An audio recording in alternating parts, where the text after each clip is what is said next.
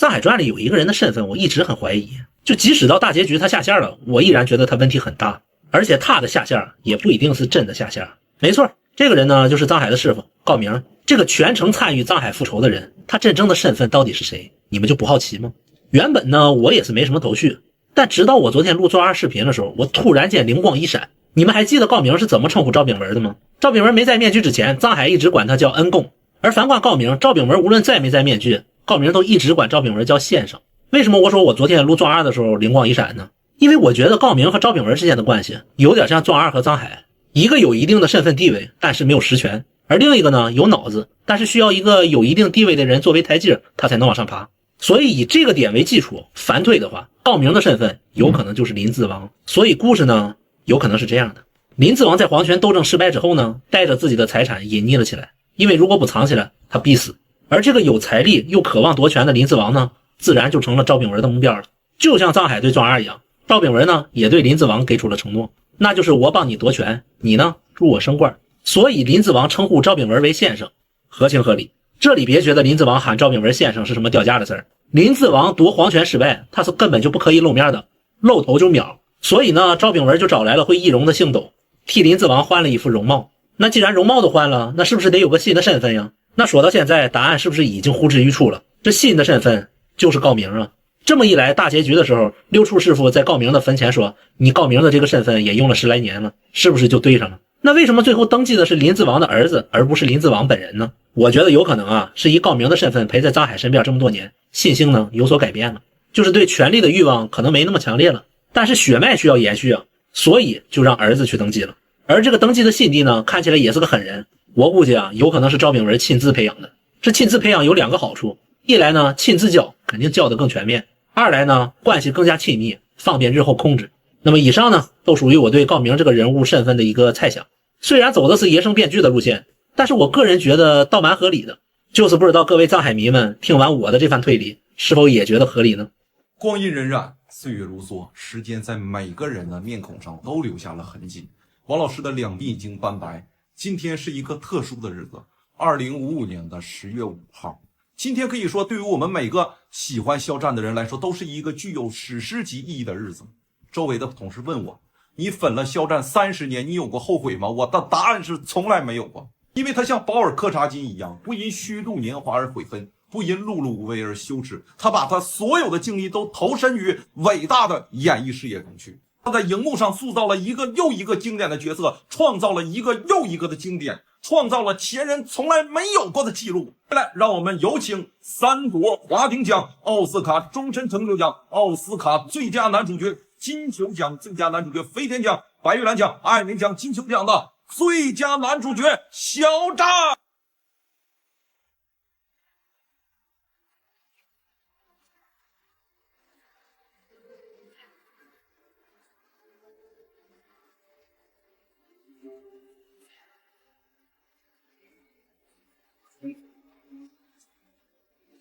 谍报上不封顶里，谁能想到那玩世不恭的任少白藏着怎样惊心动魄的谍战人生？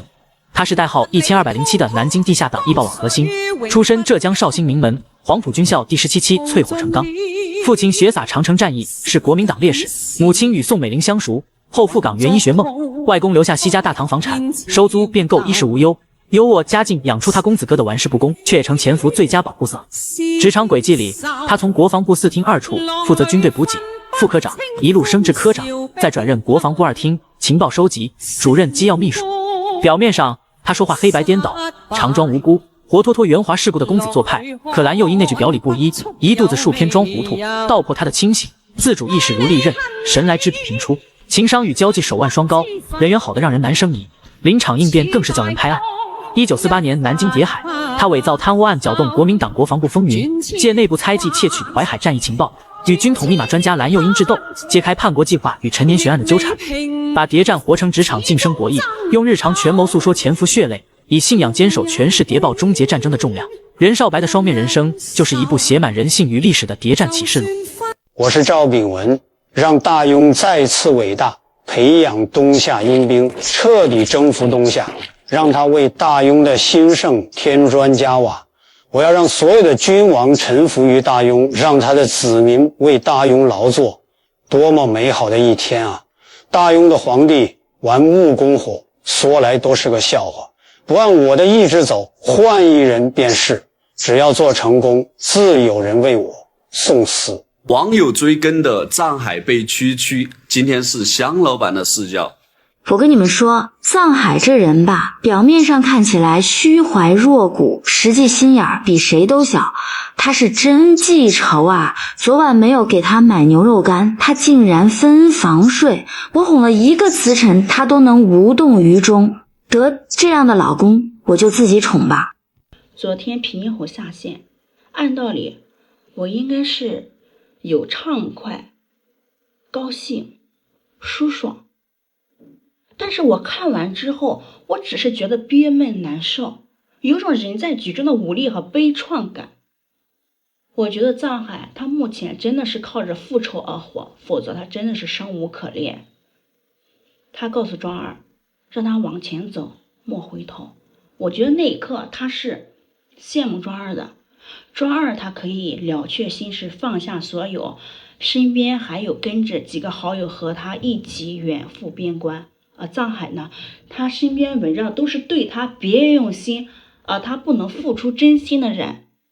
他难受的时候，只能坐在心爱不能爱的人的身边，只能坐在那个地道里黯然神伤一会儿，而他的眼泪也只能留在心爱人看不到的那一边。这部《藏海传》真的告诉我，复仇真的不是一部爽剧。他一直都在失去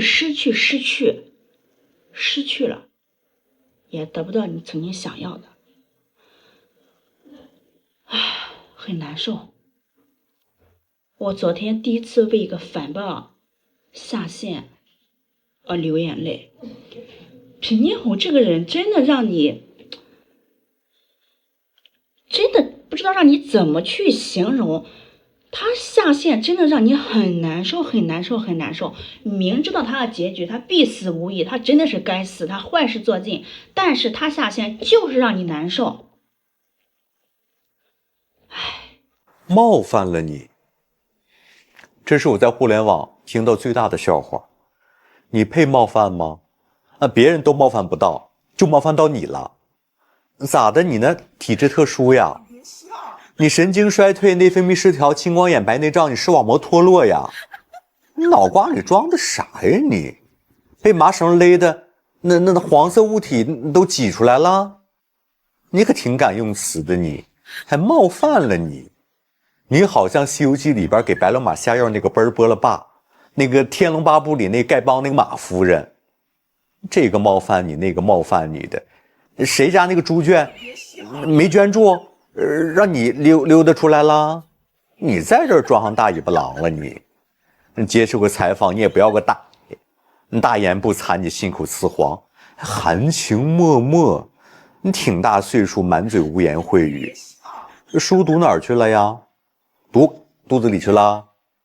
我真想用我贴这个足贴呼你上，呸，招人烦。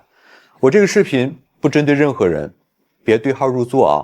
我就是想卖个足贴，就北京同仁堂这个，湿气呀、疲劳呀都可以关注下，有需要的话下方链接了解一下。